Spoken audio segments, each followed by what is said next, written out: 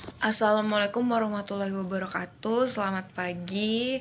Pertama-tama marilah kita panjatkan puji syukur kita kehadirat Allah Subhanahu wa taala yang telah memberikan rahmat kepada kita sehingga dapat berkumpul di presentasi pada pagi hari ini. Perkenalkan, nama saya Ajeng Prameswari. Saya akan bertugas sebagai moderator dalam presentasi yang berjudul Office Automation System. Baik, langsung saja. Adapun anggota kelompok yaitu saya Ajeng Prameswari dengan NPM 20203063011142, Lila Fardanum 202040630166, Fitri Diani 20203063011143. Bismillah. Assalamualaikum warahmatullahi wabarakatuh. Nama Fitri Diani, NPM 202030610223. Office Automation System merupakan penggunaan alat elektronik untuk memudahkan komunikasi formal dan informal, terutama berkaitan dengan komunitas informasi dengan orang-orang di dalam dan di luar perusahaan untuk meningkatkan produktivitas kerja.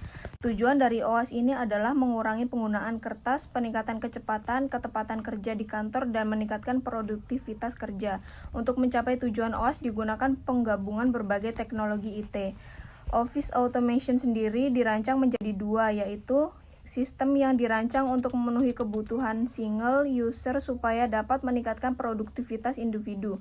Contohnya Microsoft Office, IBM Lotus, Smart Suite, dan lain-lain.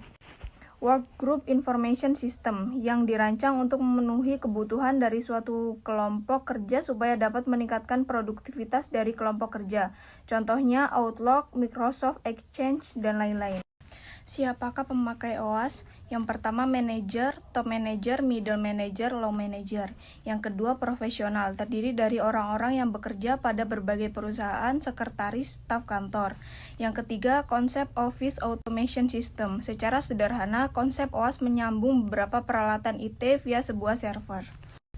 Fungsi OAS yang pertama, Electronic Publishing, yang kedua Electronic Communication, yang ketiga Image Processing, yang keempat Electronic Collaboration. Beberapa jenis aplikasi yang digunakan dalam Office Automation. Yang pertama pengolah kata, yang kedua voicemail, yang ketiga konferensi audio, yang keempat surat elektronik, yang kelima kalender elektronik, dan yang terakhir konferensi video. Izin memperkenalkan diri, nama saya Lila Fardanum, NPM 20203063011066. Konferensi komputer, pertukaran informasi mengenai suatu topik tertentu dapat terdiri dari banyak peserta, seperti pencitraan, mengubah kertas atau mikrofilm menjadi format digital disimpan ke penyimpanan sekunder.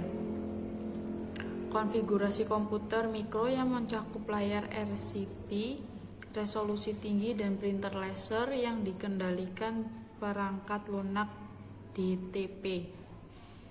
Transmisi faksmil, mengirim informasi yang dapat membaca citra dokumen, video teks, komunikasi yang menampilkan narasi dan grafik yang tersimpan ke layar CRT. Para pemakai user dapat saling berhubungan dengan pemakai lainnya melalui server tersebut. Strategi penerapan OAS. Yang pertama, sediakan agen perubahan di mana agen ini memiliki informasi yang lebih tentang OAS dan komputer.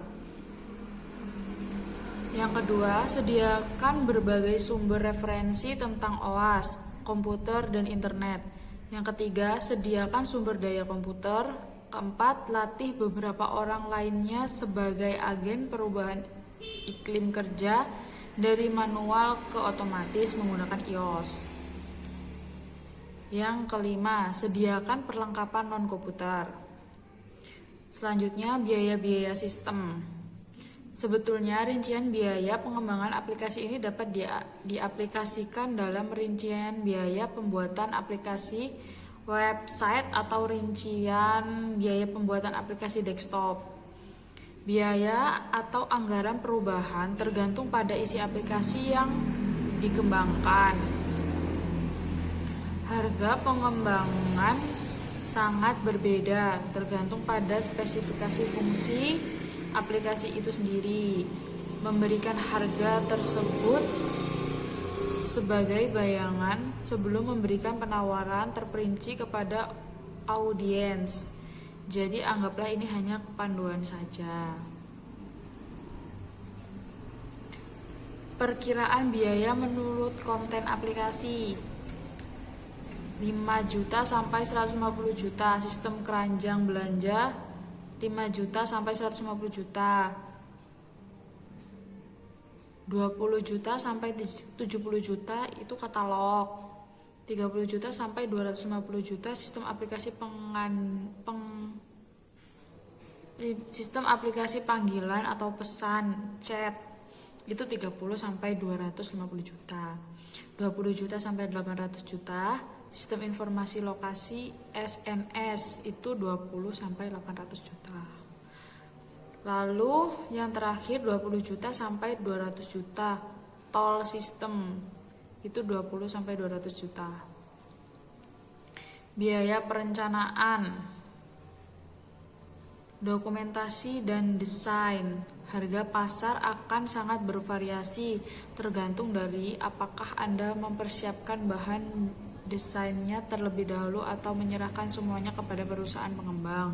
Saat membuat aplikasi dari tahap perencanaan, kita perlu mempertimbangkan konsep dari aplikasi yang akan dibuat, karena pada saat pengembangan seringkali terjadi perbedaan antara desainer dan engineer.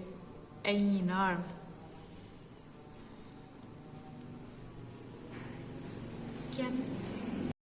Biaya perencanaan, dokumentasi, dan desain. Harga pasar akan sangat bervariasi tergantung dari apakah Anda mempersiapkan bahan desainnya terlebih dahulu atau menyerahkan semuanya kepada perusahaan pengembang. Saat membuat aplikasi dari tahap perencanaan, kita perlu mempertimbangkan konsep dari aplikasi yang akan dibuat. Karena pada saat pengembangan seringkali terjadi perbedaan antara desainer dan engineer. Lalu, biaya dukungan operasional. Demikianlah mengapa proses operasional dan pemeliharaan sangat diperlukan setelah aplikasi rilis.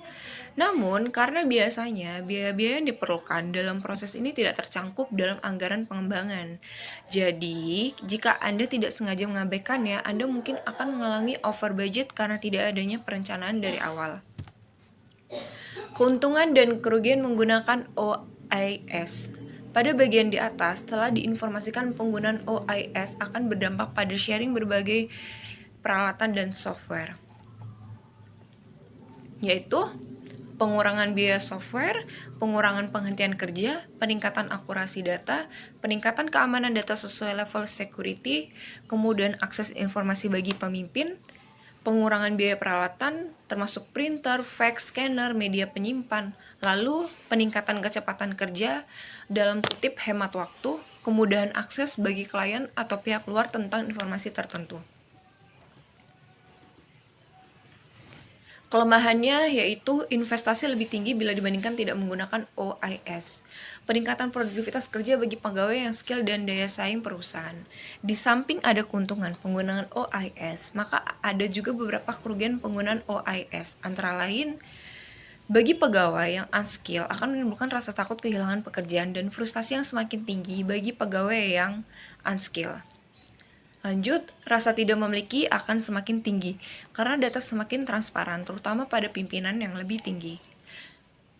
Hanya pegawai yang skill yang dapat bekerja pada kantor yang menggunakan OIS. Yang terakhir, investasi lebih rendah bila dibandingkan dengan kantor yang menggunakan OIS. Berikutnya, dilanjut dengan rekomendasi sistem. Sistem OIS ini direkomendasi untuk memperlancar komunikasi yang dilakukan antar departemen dalam sebuah perusahaan. Sebagai aplikasi yang mampu menyatukan perangkat komputer dalam sebuah perusahaan dalam suatu wadah yang berhubungan satu sama lain. Demikian presentasi pada kelompok 17 kami. Sebagai moderator, saya meminta maaf atas kekurangan. Wassalamualaikum warahmatullahi wabarakatuh.